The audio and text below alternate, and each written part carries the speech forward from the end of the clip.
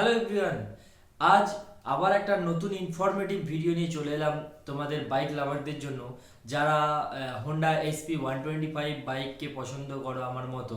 তো তোমরা জানো আমি মোটামুটি 2 মাস হলো, প্রায় অক্টোবরের 25 তারিখে আমি হোন্ডা এসপি 125 পারচেস করেছি, ব্ল্যাক কালারের বাইকটা। তো অ্যানিভার্সারি এডিশনটা খুঁজেছিলাম দুর্গাপুজোর টাইমেতে, বাট পাইনি আমি। তো অনেক চেষ্টা করার পরেও ওটা না পাওয়ার জন্য আমার এটা সেকেন্ড চয়েস ছিল, তাই আমি ব্ল্যাক অ্যান্ড রেড এর কম্বিনেশনের এই বাইকটা নিয়েছি। তো একটা জিনিস আমি নিয়ে নিলাম, কারণ আমি এবিএস এর জন্য অনেক চেষ্টা করেছিলাম যে এবিএস ওয়ালা বাইক নেবো, বাট আমি এবিএস এর জন্য ওয়েট না করেই আমি নিয়ে নিলাম। যে ইনফরমেশনটা আজ আমি তোমাদেরকে দিতে চলেছি, যে ইন্ডিয়াতে গভর্নমেন্টের তরফ থেকে যে নিয়ম চালু হয়েছে, তোমরা যারা জানো বা যারা জানো না তাদের জন্য আমি আবার বলছি, যে 2026 এর জানুয়ারির 1 তারিখ থেকে এই নিয়ম চালু হয়েছে যে ABS is must for all bikes. Scooty হোক বা যে কোনো বাইক 100 সিসি, 125 সিসি বা তার থেকেও লোয়ার সিসিতে ডিস্কে এবিএস দিতে হবে, এটা মাস্ট। তো মিনিমাম সিঙ্গেল চ্যানেল এবিএস দিতেই হবে। তো এইটা নিয়ে আমি হোন্ডার তরফে আমি হোন্ডাকে মেল করি, এবং সেটা থেকে আমার কাছে কল আসে, এবং আমার জানা জরুরি ছিল তোমাদের কাছে ইনফরমেশনটা ছড়িয়ে দেওয়ার জন্য, যাতে তোমরা জানতে পারো যারা হোন্ডা এসপি 125 নতুন নেবে বলে প্ল্যান করছো, বাট এবিএস এর জন্য ওয়েট করছো, তো তাদের জন্য অবশ্যই এটা জানা দরকার। তাই আমি আজ এই ভিডিওটা নিয়ে এলাম। তো ফাইনালি যে কথাটা, যে আমি হোন্ডা কোম্পানিতে, হোন্ডার ওয়েবসাইটে গিয়ে আমি ওদেরকে মেল করেছিলাম যে এবিএস এর আপডেট কি সেটা জানার জন্য। তো পরের দিন আমার কাছে কল আসে। তো আমি কল রেকর্ডিং তোমাদেরকে শোনাতে পারছি না, বা প্রুফ আমি দেখাতে পারছি না। তবে তারা আমাকে কল করে এবং ওই মেলের কোয়েশ্চেন অনুযায়ী আমাকে যে অ্যান্সার দেয় সেটা হচ্ছে যে 2026 এর নিয়ম চালু হয়ে গেছে, বাট হোন্ডার তরফ থেকে এসপি 125 এতে এখনো পর্যন্ত কোনো রকম এবিএস এর আপডেট নেই, কোনো রকম কোনো ইনফরমেশন নেই, তাদের কাছেও নেই। তো তোমরা যারা ওয়েট করে আছো, তাদের যদি একমাত্র চয়েস থাকে যে এসপি 125 নেবো, তাহলে তোমাদেরকে আমি একটা কথা বলবো, যে তোমরা বিনা দ্বিধায় নিতে পারো এসপি 125, কারণ ভেরি গুড বাইক।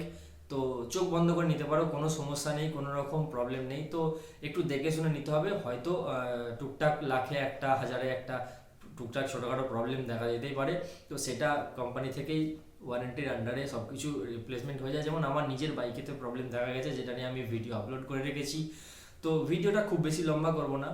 তো যারা এসপি নেবে বলে প্ল্যান করছো, তারা 125 নিতে পারো বা 160 নিতে পারো। 160তে তোমরা এবিএস পেয়ে যাবে, ডুয়েল ডিস্কও পেয়ে যাবে, রিয়ারেও ডিস্ক পেয়ে যাবে অপশান, সিঙ্গেল চ্যানেল এবিএসও পেয়ে যাবে। তবে মাইলেজ তোমাদের একটু কম পাবে, হায়ার সিসি ইঞ্জিন, তো মাইলেজ একটু কম হবে।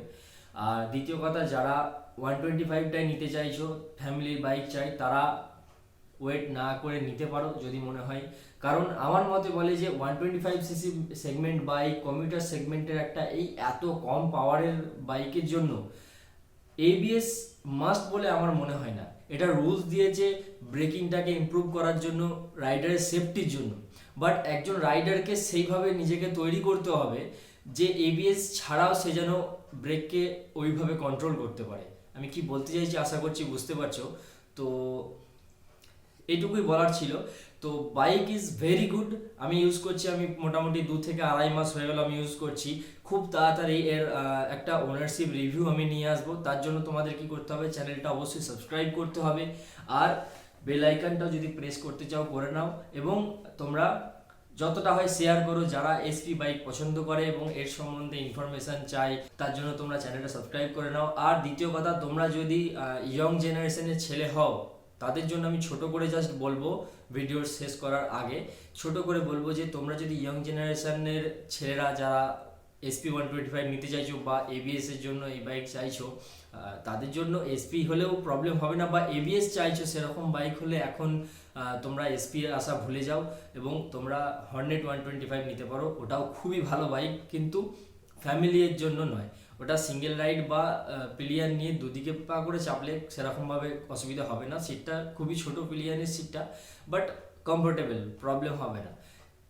ফ্যামিলির জন্য একটু প্রবলেম হবে, ওটা ফ্যামিলি বাইক না। বাট যারা ইয়ং জেনারেশনের বাইক চাই, ইয়ং জেনারেশনের ছেলেরা যারা একটু স্পোর্টি নেচারের বাইক চাইছো তাদের জন্য ওটা একটা খুবই ভালো অপশান। তো আমার তরফ থেকে ওটাও ডান চলবে। তো এইটুকু ইনফরমেশান তোমাদেরকে আজ দেওয়ার ছিল। তো চলো আজকের মতো এখানেই শেষ করছি, ফিরে আসবো নতুন একটা ভিডিও নিয়ে। Bye bye.